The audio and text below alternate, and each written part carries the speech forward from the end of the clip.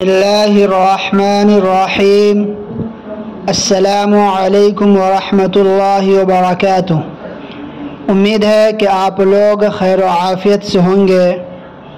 آج میں مسواک کے بارے میں آپ لوگوں کو بتانا چاہتا ہوں کہ مسواک کس طرح کی ہونی چاہیے، مسواک کی لمبائی کتنی ہو اور موٹائی کتنی ہو، اور مسواک کرنے کا مسنون طریقہ کیا ہے۔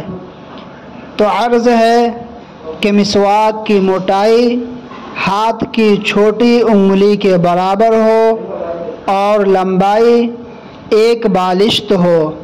بعد میں چھوٹی ہو جائے تو کوئی حرج نہیں۔